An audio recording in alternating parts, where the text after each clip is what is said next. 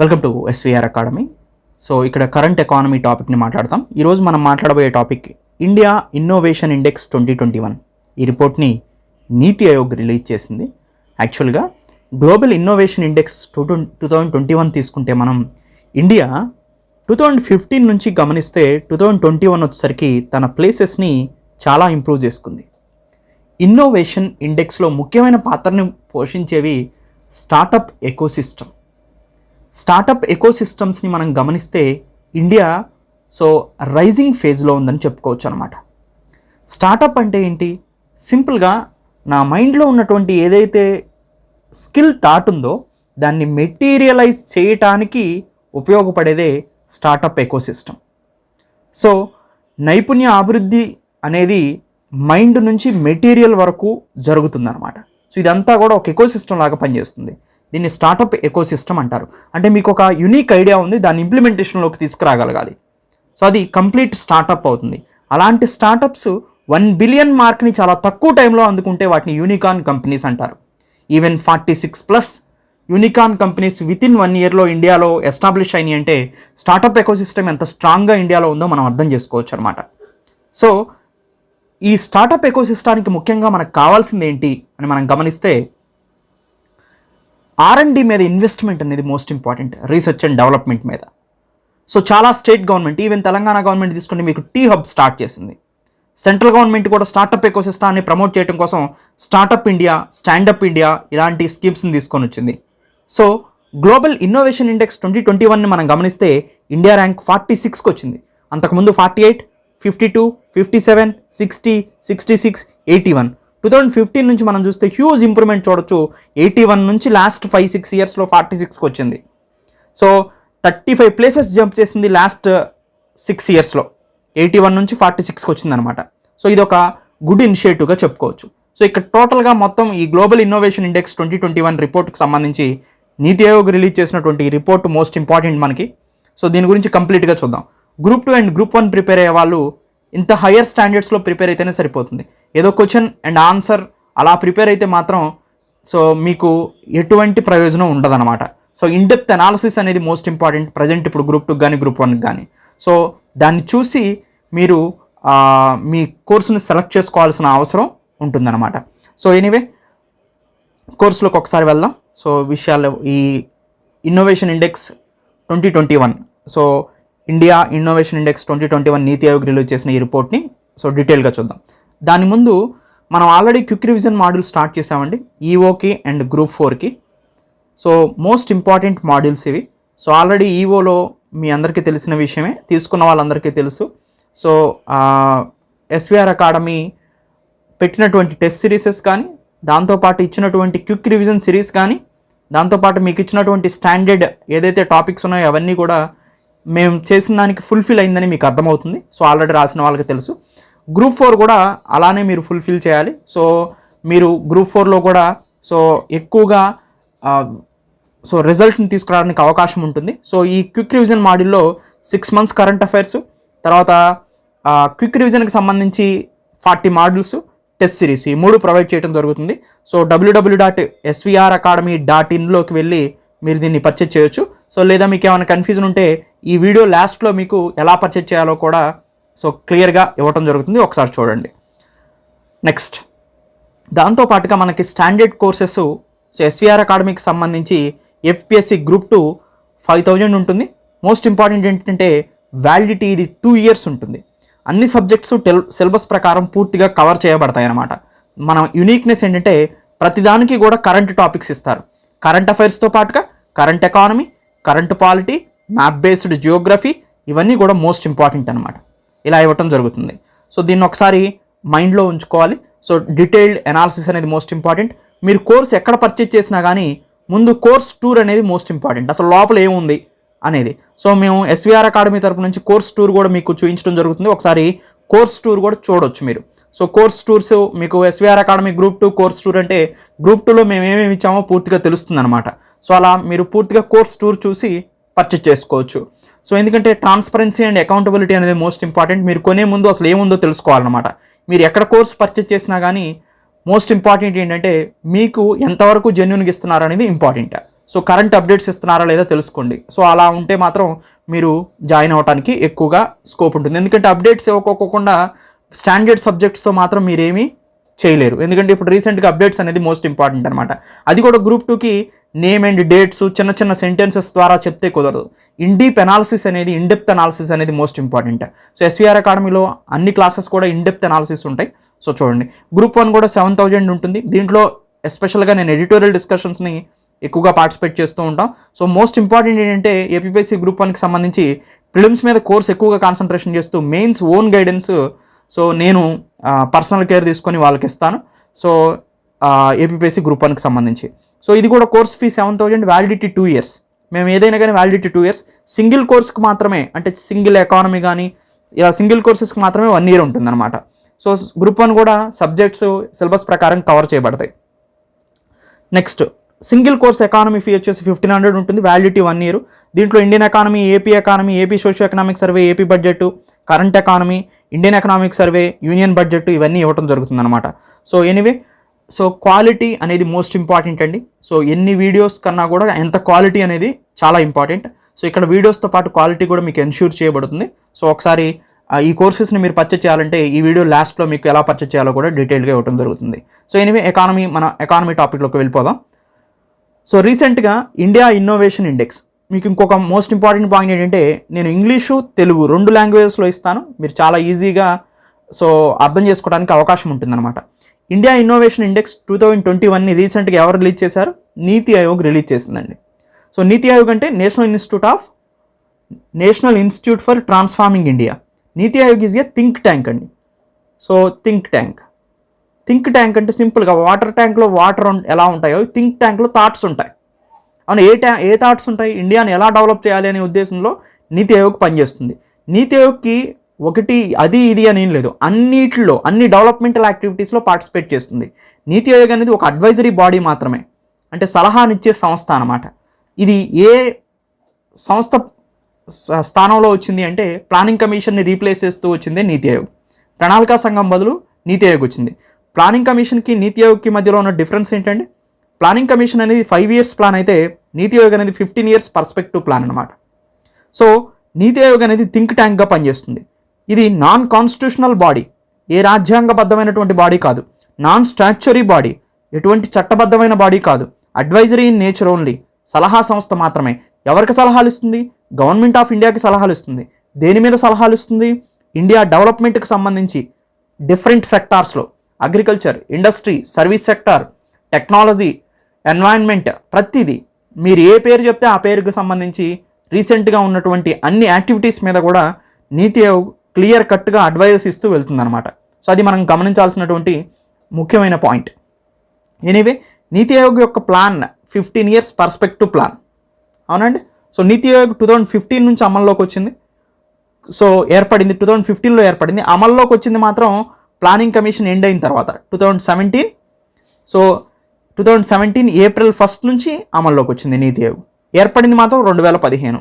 So ఇది మొన్న ఈవోలో అడిగారు. సో ఇలాంటి ట్రిక్కి అడుగుతారు, ఎప్పుడు కూడా మనం ఆల్రెడీ డిస్కస్ చేసినాయి అనమాట. సో ఎనీవే, ఇక్కడ టాపిక్ వద్దాం ఇప్పుడు. ఇండియా ఇన్నోవేషన్ ఇండెక్స్, సో నీతి ఆయోగ్కి సంబంధించినటువంటి రిపోర్ట్ ఇది. 3rd edition రిపోర్ట్ని నీతి ఆయోగ్ రిలీజ్ చేసింది. ఇంతకుముందు ఈ రిపోర్ట్ని తయారు చేయడానికి 36 indicators తీసుకుంటే, అంటే కొన్ని సూచికలు, ఏదైనా ర్యాంక్ ఇవ్వాలంటే కొన్ని క్రైటీరియా తీసుకోవాలి కదా. ఇంతకుముందు 36 తీసుకునేది, ఇప్పుడు 66 తీసుకుంటుంది. అంటే క్రైటీరియాస్ పెంచింది, నంబర్ ఆఫ్ క్వాలిఫైయింగ్ ఫ్యాక్టర్స్ని పెంచుకుంటూ వచ్చిందనమాట. సో అయితే ఒక మోస్ట్ ఇంపార్టెంట్ పాయింట్ ఏంటంటే ఈ ఇన్నోవేషన్ ఇండెక్స్ స్టార్టప్ ఎకోసిస్టమ్ కానివ్వండి, డిఫరెంట్ మల్టిపుల్ హ్యూమన్ క్యాపిటల్కి సంబంధించి, మానవ వనరులు అవనివ్వండి, ఇన్వెస్ట్మెంట్ పెట్టుబడులు అవనివ్వండి, నాలెడ్జ్ వర్కర్స్ అంటే పనిచేసే వాళ్ళలో స్కిల్ ఎంత ఉంది అనే దాని మీద కానివ్వండి, బిజినెస్ ఎన్వైరన్మెంట్, వ్యాపారం యొక్క పరిస్థితులు ఎలా నడుస్తున్నాయి అనే దాని మీద, తర్వాత safety and legal environment, so పర్యావరణాన్ని నాశనం చేయకుండా సస్టైనబుల్గా ఎలా డెవలప్మెంట్ అవుతుంది, ఇలాంటి ఇండికేటర్స్ అన్నిటినీ కూడా ఇండియా ఇన్నోవేషన్ ఇండెక్స్ 2021లో నీతి ఆయోగ్ తీసుకుందనమాట. దీని ఆధారంగా ఏ స్టేట్ ఈ ఇన్నోవేషన్ ఇండెక్స్లో అంటే స్టార్టప్ ఎకోసిస్టంలో ముందుంది అనే దాన్ని తెలియజేస్తూ వచ్చింది. సో కర్ణాటక హైయెస్ట్ స్కోర్ 18.01 స్కోర్తో ఫస్ట్ ర్యాంక్లో ఉందండి. తెలంగాణ 2nd ర్యాంక్లో ఉంది. హర్యానా 3rd ర్యాంక్లో ఉంది. సో లాస్ట్గా మనం గమనిస్తే అన్నిటికన్నా ఛత్తీస్గఢ్ అనేది లాస్ట్ వెనకబడిందని మనం అర్థం చేసుకోవచ్చు. 17 మేజర్ స్టేట్స్ను డివైడ్ చేశారు. మేజర్ స్టేట్స్లో ఫస్ట్ది కర్ణాటక, లాస్ట్ది ఛత్తీస్గఢ్. సో మొత్తం మేజర్ స్టేట్స్ 17 ఉన్నాయి. ఈ 17లో లాస్ట్ది ఛత్తీస్గఢ్, ఫస్ట్ది కర్ణాటక, రెండోది తెలంగాణ. తెలంగాణ కూడా స్టార్టప్ ఎకోసిస్టమ్ అనేది చాలా డెవలప్ అయింది. టీ హబ్ అనే ఇనిషియేటివ్తో కూడా తెలంగాణలో సో హైయెస్ట్ స్టార్టప్ ఎకోసిస్టాన్ని ఎస్టాబ్లిష్ చేయడం జరిగిందనమాట. నెక్స్ట్ చూడండి, what is the India innovation index? అసలు భారతదేశానికి సంబంధించినటువంటి ఇన్నోవేషన్ ఇండెక్స్ అంటే ఏంటి అని మనం చూస్తే, it is a comprehensive tool for the evolution and development of the countries innovation ecosystem. So ఏదైతే అంకుర స్థాపన ఏదైతే ఉందో, కొత్తగా ఉన్నటువంటి థాట్ని మెటీరియలైజ్ చేసేటువంటి ప్రక్రియ ఏదైతే ఉందో దాన్ని మొత్తాన్ని కూడా ఇన్నోవేషన్ అంటాం. సో అలాంటి ఇన్నోవేషన్ ఇండియాలో ఎలా జరుగుతుంది అని ఇండికేట్ చేసేదే ఈ India innovation index. So performance to build healthy competition. నీతి ఆయోగ్ ఇలా ర్యాంకులు ఇవ్వడానికి గల కారణం ఏంటి ప్రతి స్టేట్కి అంటే, పెర్ఫార్మెన్స్ ప్రకారం ర్యాంక్స్ ఇస్తే ఆ స్టేట్స్ మధ్య హెల్దీ కాంపిటీషన్ని పెట్టినట్టు ఉంటుందన్నమాట. అప్పుడు ఆ స్టేట్స్ కూడా ఒకదాంతో ఒకటి కంపీట్ చేసి సో అప్పర్ స్టేజ్కి రావడానికి చూస్తాయి. ఎప్పుడైతే ఇలా వచ్చిందో ఇండస్ట్రీస్ ఇంక్రీజ్ అవుతున్నాయని అర్థం, స్మాల్ స్కేల్ స్టార్టప్స్ ఇంక్రీజ్ అవుతున్నాయని అర్థం. ఆటోమేటిక్గా అగ్రికల్చర్, ఇండస్ట్రీ, సర్వీస్ సెక్టార్లో ఈ స్టార్టప్స్ కనుక వస్తే సో ఎకానమీ అనేది డెవలప్మెంట్ అవుతుందని అర్థం అనమాట. సో ఓవరాల్గా ఇలా టాప్ అంటే బాటమ్ టు టాప్ అప్రోచ్ అనేది ఇక్కడ తీసుకొని వస్తుంది. ఇండియా ఇన్నోవేషన్ ఇండెక్స్లో కాంపిటేటివ్నెస్ని క్రియేట్ చేయడం ద్వారా నీతి ఆయోగ్ అందుకనే ఈ ర్యాంక్స్ని రిలీజ్ చేస్తూ ఉంటుందండి. నీతి ఆయోగ్ అనేది సో ఇన్స్టిట్యూట్ ఫర్ కాంపిటేటివ్నెస్ అని చెప్తారు. సో ఎందుకంటే మిగతా స్టేట్స్ మధ్యలో కాంపిటేటివ్ ఎన్వైరన్మెంట్ని క్రియేట్ చేసి ఇన్నోవేషన్లో ముందుండేలాగా చూస్తున్నాయి అనమాట. ఆల్రెడీ మనం చూసాం ఇండియా గ్లోబల్ స్టేజ్లో కూడా ఇన్నోవేషన్ ఇండెక్స్లో 81 నుంచి 46కి జంప్ చేసింది. ఆల్మోస్ట్ 6 ఇయర్స్లో 35 ప్లేసెస్ జంప్ చేసింది. ఇండికేటర్స్ ఏమేమి ఉపయోగిస్తారు? మోస్ట్ ఇంపార్టెంట్ అండి ఇండికేటర్స్ను. అంటే ఇండియా ఇన్నోవేషన్ ఇండెక్స్లో స్టేట్స్కి ర్యాంక్ ఇచ్చారు కదా, ఒక స్టేట్ సపోజ్ కర్ణాటక టాప్ వచ్చిందంటే, కర్ణాటక, తెలంగాణ ఇలాంటి టాప్ వచ్చినాయి అంటే ఈ ఇండికేటర్స్ తీసుకొని వాటికి మార్క్స్ ఇచ్చి టాప్ స్కోర్ వచ్చిన దాన్ని ఫస్ట్లో సెలెక్ట్ చేస్తారు. Human capital. సో ఇన్నోవేషన్ ఇండెక్స్లో most important human capital. Human capital అంటే మానవ వనరులు, మానవుల యొక్క నైపుణ్య శక్తిని ఇంప్రూవ్ చేసి వాటిని ఉపయోగించుకోవటం. మానవుడే కదా అతిపెద్ద వనరు. ఇక్కడ వర్క్ చేయడానికి అయి ఉండొచ్చు, లేదా న్యూ ఇన్నోవేషన్ థాట్స్కైనా కానీ హ్యూమన్ క్యాపిటల్ అనేది మోస్ట్ ఇంపార్టెంట్. తర్వాత నెక్స్ట్ ఇంపార్టెంట్ ఇన్వెస్ట్మెంట్, పెట్టుబడి పెట్టుకోగలగాలి. సో తర్వాత నాలెడ్జ్ వర్కర్స్. సో పెట్టిన తర్వాత ఆ ఇన్నోవేటివ్ థాట్లో వర్క్ చేసేటువంటి వర్కర్స్ నాలెడ్జబుల్ అయి ఉండాలి. బిజినెస్ ఎన్వైరన్మెంట్, వ్యాపారం చేసుకోగలిగేటువంటి స్వచ్ఛమైనటువంటి స్పేస్ ఉన్నటువంటి వాతావరణ పరిస్థితులు కావాలి. Safety and legal environment. So పర్యావరణం పరిరక్షంగా ఉండాలి. మనం ఇండస్ట్రీస్ ఎస్టాబ్లిష్ చేస్తే దాని నుంచి వచ్చే కాలుష్యం వల్ల సో ఎన్వైరన్మెంట్ డిగ్రేడ్ కాకూడదు. అలా సస్టైనబుల్ డెవలప్మెంట్ కిందకు కూడా మొత్తం వస్తుందన్నమాట. సో పర్ఫార్మెన్స్ ఇండికేటర్ చూస్తే నాలెడ్జ్ అవుట్పుట్, నాలెడ్జ్ డిఫ్యూజన్ అనేది మోస్ట్ ఇంపార్టెంట్. సో ఇవన్నీ కూడా 7 పిల్లర్స్ ఆఫ్ ది ఇండెక్స్గా చెప్పుకోవచ్చు. 5 enable pillar measures the inputs. ఇవన్నీ కూడా ఇన్పుట్స్ అయితే అవుట్పుట్ ఏంటంటే నాలెడ్జ్ అవుట్పుట్, నాలెడ్జ్ డిఫ్యూజన్ అనేది అవుట్పుట్స్గా చెప్పొచ్చు. సో కొన్ని ఇండికేటర్స్ మనం గమనిస్తే వీటన్నిటిలో కూడా అసలు ఎంతమంది పిహెచ్డి స్టూడెంట్స్కి నాలెడ్జ్ ఉంది, ఆ నాలెడ్జ్ని ఉపయోగించి ఇంటెన్సివ్ ఎంప్లాయ్మెంట్ పొందుతున్నారు. తర్వాత ఇంజనీరింగ్ అండ్ టెక్నాలజీ విద్యలో ఎంతమంది ఎన్రోల్ అయిన వాళ్ళకి లేదా బయటకు వచ్చిన వాళ్ళకి ఎంత నాలెడ్జ్ ఉంది, రీసెర్చ్ అండ్ డెవలప్మెంట్ మీద ఎంతమంది ఇన్వెస్ట్మెంట్ చేస్తున్నారు. సో అంటే ఎప్పుడైనా కానీ పరిశోధన మీద మరియు అభివృద్ధి మీద డెవలప్మెంట్ చేయకోకుండా, ఇన్వెస్ట్మెంట్ చేయకోకుండా డైరెక్ట్గా ప్రొడక్ట్ తయారవ్వాలంటే కష్టం. సపోజ్ యాపిల్ ఫోన్ ఉంది, సో ఎంతో కష్టపడితే తప్పితే వాళ్ళు బయోనిక్ చిప్ తీసుకురాలేదు. సో బయోనిక్ చిప్ అంటే వాళ్ళ ప్రాసెసర్ అనమాట. సపోజ్ ఇప్పుడు యాపిల్ 13 ఉందనుకోండి, ఐఫోన్ 13, A15 బయోనిక్ చిప్ ఉపయోగిస్తారు దాంట్లో. సో అంటే ఇంతకుముందు generation A14 research and development చేసి దీంట్లో ఉన్న నెగిటివ్స్ని తొలగించి కొత్త పాజిటివ్స్ని ఇంక్రీజ్ చేసి, సో అంటే ఏదైనా ప్రొడక్ట్ తయారు చేయాలంటే R&D అనేది మోస్ట్ ఇంపార్టెంట్ రోల్ ప్లే చేస్తుంది. దానికి ఇన్వెస్ట్మెంట్ అనేది అత్యవసరం అనమాట. ఇంటర్నెట్ సబ్స్క్రైబర్స్, సో ఎక్కువ మందికి అంతర్జాలం అందుబాటులోకి రావటం. తర్వాత FDI ఇన్ఫ్లోస్, విదేశీయులు మన స్టార్టప్ ఎకోసిస్టంలో పెట్టుబడులు పెట్టడం. బిజినెస్ ఎన్వైరన్మెంట్, సో పూర్తిగా బిజినెస్ ఎన్వైరన్మెంట్ని క్రియేట్ చేయగలగాలి, ఎన్వైరన్మెంట్ని ప్రొటెక్ట్ చేయగలగాలి. సో ఇవన్నీ కూడా పిల్లర్స్గా చెప్పుకోవచ్చు. వీటన్నిటిని తీసుకొని స్కోర్ తీసి ఒక్కొక్క రాష్ట్రానికి ఎంత స్కోర్ వచ్చిందని ఆధారం చేసుకొని ఆ స్టేట్స్కి ర్యాంక్స్ ఇవ్వడం జరిగిందనమాట. Next, so what are the highlights of the report? రిపోర్ట్లో ఉన్నటువంటి హైలైట్స్ని మనం చూస్తే, మొత్తాన్ని ఈ ఇన్నోవేషన్ ఇండెక్స్ని 3 కేటగిరీస్గా డివైడ్ చేశారండి. ఒకటి మేజర్ స్టేట్స్ అనే కేటగిరీ, యూనియన్ టెరిటరీస్ ఒక category, hills and north eastern states ఒక కేటగిరీ.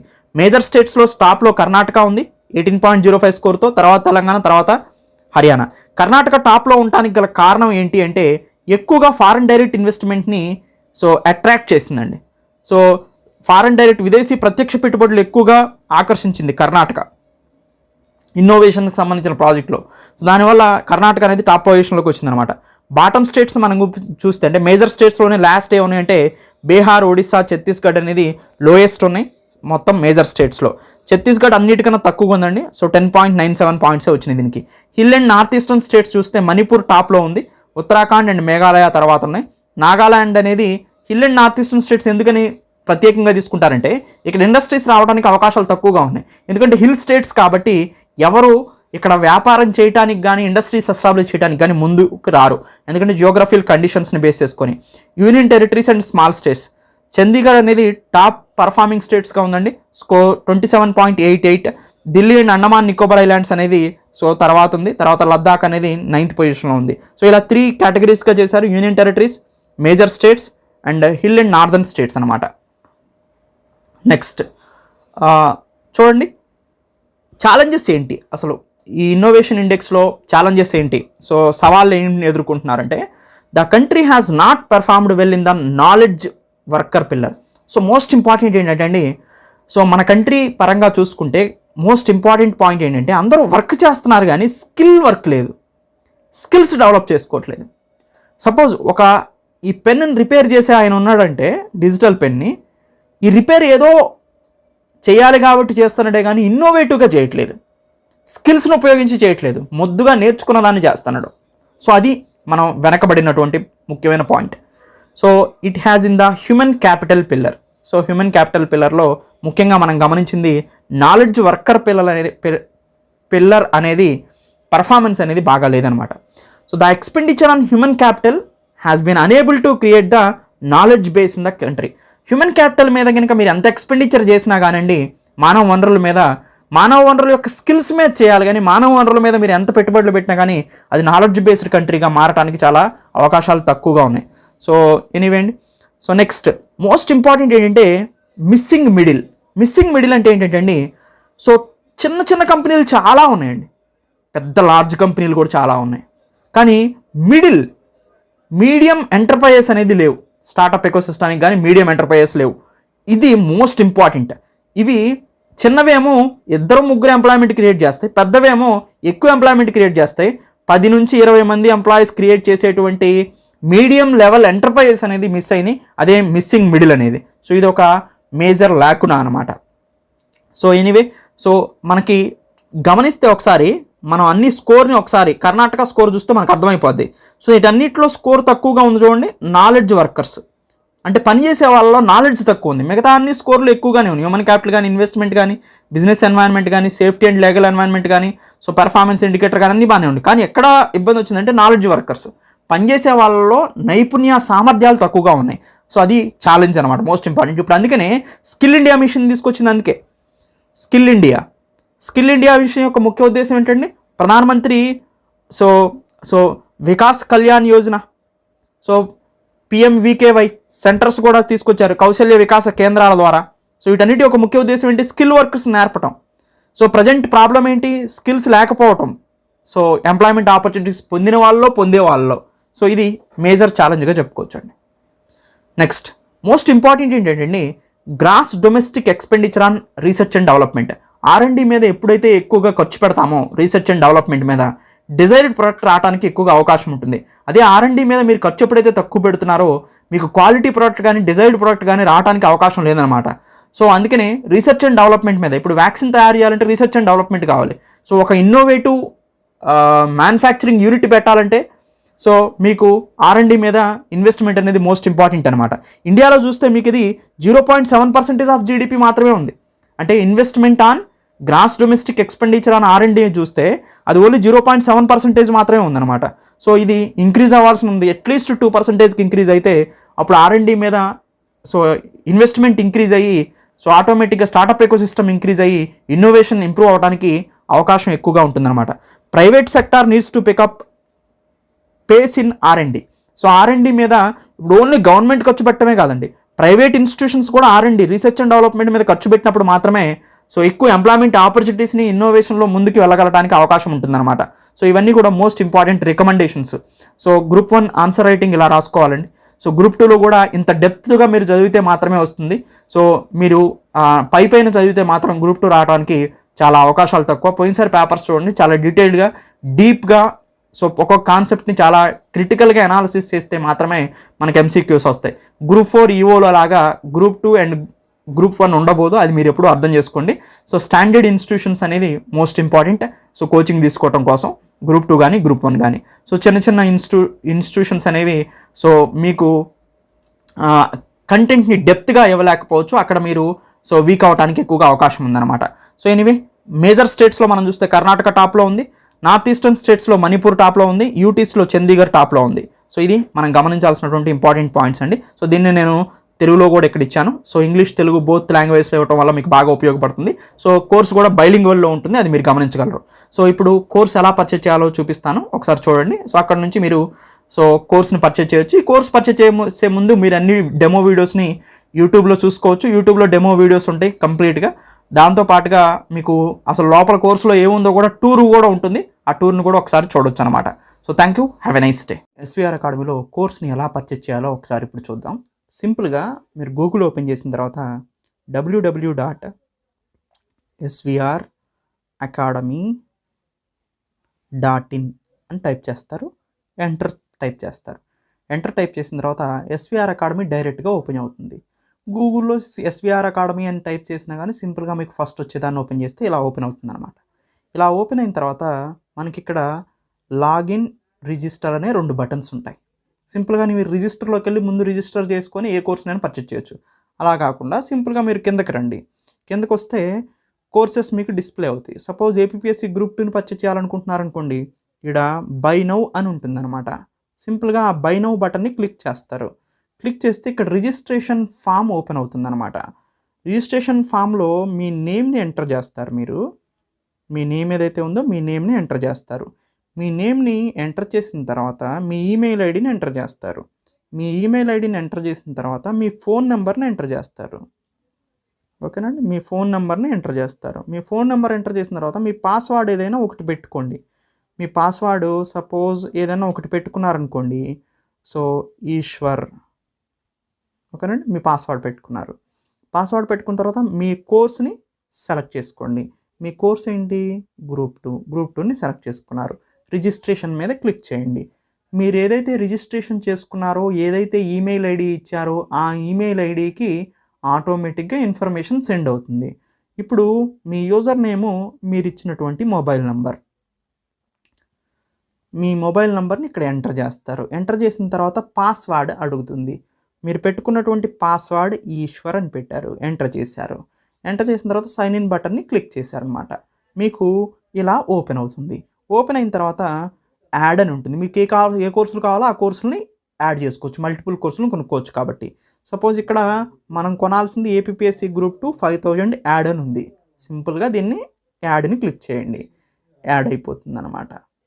యాడ్ అయిపోయిన తర్వాత సింపుల్గా చూడండి, ఇక్కడ అమౌంట్ని పే చేయొచ్చు. అవునా, అమౌంట్ని పే చేయొచ్చు. ఈ అమౌంట్ పే ఆప్షన్స్ కూడా చూడండి మనకి. సో ఈ QR కోడ్ని డైరెక్ట్గా ఫోన్పే నుంచి కానీ, గూగుల్ పే నుంచి కానీ, లేదా ఏదైనా యాప్ నుంచి మీరు స్కాన్ చేసి పే చేయొచ్చు. లేదా ఇంకొక ఆప్షన్ ఏముంది, UPI ఐడిని ఎంటర్ చేసుకోవచ్చు. లేదా మీరు మోర్ పేమెంట్ ఆప్షన్ మీద, సో ఇక్కడ మోర్ పేమెంట్ ఆప్షన్ అంటే వేరే పేమెంట్ ఆప్షన్ మీద కూడా క్లిక్ చేసుకోవచ్చు. మోర్ పేమెంట్ ఆప్షన్ క్లిక్ చేస్తే credit card, debit card, net banking, wallets, ఓకేనండి, ఇలా డిఫరెంట్ ఆప్షన్స్ ద్వారా కూడా మీరు మనీని పే చేసుకోవచ్చు అనమాట. ఆటోమేటిక్గా మనీ పే చేసిన తర్వాత కోర్స్ అనేది మీకు యాక్టివేట్ అయిపోతుంది. కోర్స్ యాక్టివేట్ అయిపోయిన తర్వాత సింపుల్గా మీరు ఏం చేస్తారో ఒకసారి చూడండి. ఇక్కడ మనీ పే చేయటం అయిపోయిన తర్వాత సింపుల్గా మళ్ళీ మీరు వెబ్సైట్ను ఓపెన్ చేయండి. www.swracademy.in వెబ్సైట్ను ఓపెన్ చేస్తారు. ఓపెన్ చేసిన తర్వాత మీకు ఇక్కడ ఆల్రెడీ మనం మనీ పే చేసేసాం. ఇప్పుడు ఇందాక నేను చూపించిన ప్రకారం ఇక్కడ లాగిన్ అనే బటన్ ఉంది, దీన్ని క్లిక్ చేస్తారు. లాగిన్ని క్లిక్ చేశారు. ఇక్కడ ఎంటర్ మొబైల్ నెంబర్ అని వస్తుంది. మీరు ఏదైతే మొబైల్ నెంబర్ ఇచ్చారో ఆ మొబైల్ నెంబర్ని ఎంటర్ చేస్తారు. మీరేం పాస్వర్డ్ పెట్టుకున్నారు, ఒక పాస్వర్డ్ పెట్టుకున్నారు. ఇప్పుడు సపోజ్ మనం ఈశ్వర్ అనే పాస్వర్డ్ పెట్టుకున్నాం. ఆ పాస్వర్డ్ని ఎంటర్ చేసాం. ఎంటర్ చేసిన తర్వాత మీకు ఇటువైపు లెఫ్ట్ సైడు ఇలా డాష్బోర్డ్ కనిపిస్తుంది. మొబైల్లో అయితే 3 డాట్స్ కనిపిస్తుంది. ఆ 3 డాట్ని క్లిక్ చేస్తే ఇది ఓపెన్ అవుతుంది అనమాట. ఇది ఓపెన్ అవుతే మీకు ఇక్కడ డీటెయిల్గా ఉన్నాయి చూడండి. సో మీ ప్రొఫైలు, మీ డీటెయిల్స్ ఉంటాయి అక్కడ. మీ పాస్వర్డ్ని కూడా అక్కడ చేంజ్ చేసుకోవచ్చు. వీడియో అని ఉంటుంది. ఈ వీడియోని క్లిక్ చేస్తే వీడియో లెసన్స్ డైరెక్ట్గా చూడొచ్చు. స్టడీ మెటీరియల్ ఉంటుంది. స్టడీ మెటీరియల్ చూడొచ్చు. టెస్ట్ సిరీస్, వన్స్ మేము టెస్ట్ సిరీస్ కండక్ట్ చేసేటప్పుడు టెస్ట్ సిరీస్ ఇక్కడికి వస్తుంది అనమాట. ఇప్పుడు మనం ముందు వీడియోని క్లిక్ చేద్దాం. వీడియోని క్లిక్ చేస్తే మనం ఏదైతే కోర్స్ని కొన్నాం, గ్రూప్ 2 కొన్నాం కదా, ఆ సంబంధించినటువంటిది ఇక్కడ మనకు కనిపిస్తుంది. దీని మీద ఇక్కడ క్లిక్ చేస్తాం. క్లిక్ చేసిన తర్వాత చూడండి, ఆర్డర్ ప్రకారం ఇక్కడ అరేంజ్ చేయబడితే ఫస్ట్ నుంచి మీరు చూసుకుంటూ వెళ్ళిపోవటమే. సో పేపర్ 3 ఫస్ట్ ఉంది, ఇండియన్ ఎకానమీ, అవునా. దాని తర్వాత చూడండి కరెంట్ ఎకానమీ ఉంది, కరెంట్ ఎకానమీ, అవునా. సో ఇట్లా మీకు డీటెయిల్డ్గా అరేంజ్ చేయబడుతుంది కోర్స్ మొత్తం కూడా. ఈ కోర్స్ని ఫస్ట్ నుంచి లాస్ట్ వరకు చూసుకుంటూ వెళ్ళిపోతే సరిపోతుంది అనమాట. సింపుల్. దాంతోపాటు స్టడీ మెటీరియల్ కూడా మీకు సబ్జెక్ట్ వైజు అరేంజ్ చేయబడి ఉంటుంది. సబ్జెక్ట్ వైజు ఇట్లా బైలింగ్వల్లో తెలుగు ఇంగ్లీష్ స్టడీ మెటీరియల్ ఉంటుంది. వీడియో క్లాసులు కూడా తెలుగు ఇంగ్లీష్లో ఉంటాయి. టెస్ట్ సిరీస్ వన్స్ మేము కండక్ట్ చేసిన తర్వాత టెస్ట్ సిరీస్ కూడా మీకు ఇక్కడికి వస్తుంది అనమాట. సో ఇది మీకు ప్రొఫైల్, ఇది మీ ప్రొఫైల్ విషయం ఏంటనేది. సో ఇక్కడ మీకు వీడియో, సింపుల్గా వీడియోని క్లిక్ చేసి దీని మీద క్లిక్ చేస్తే మీరు ఫస్ట్ నుంచి లాస్ట్ వరకు మేము అరేంజ్ చేసింది చదువుకుంటూ పోతే సరిపోతుంది. అంతేగాని ఎక్కడా కూడా మీకు ఇబ్బంది ఉండదు. ఫస్ట్ నుంచి లాస్ట్ వరకు దీన్ని చూడండి, ఈ కోర్స్ని కంప్లీట్ చేసుకోండి. అప్పుడు ఏమైనా డౌట్స్ వస్తే అడ్మిన్ వాళ్ళకి ఫోన్ చేసి మీరు అడగొచ్చు అనమాట. మీ సిచ్యువేషన్ ఏంటి, మీ ప్రజెంట్ స్టేటస్ ఏంటి, సో అన్ని విషయాల్ని మీరు అక్కడ నుంచి తెలుసుకోవచ్చు. సో ఇది ఎలా పర్చేజ్ చేయాలి, దాంతోపాటు ఎలా SVR అకాడమిక్ కోర్స్ని ఓపెన్ చేయాలి అనే దాని గురించి ఇక్కడ తెలుసుకున్నాం. Thank you. Have a nice day.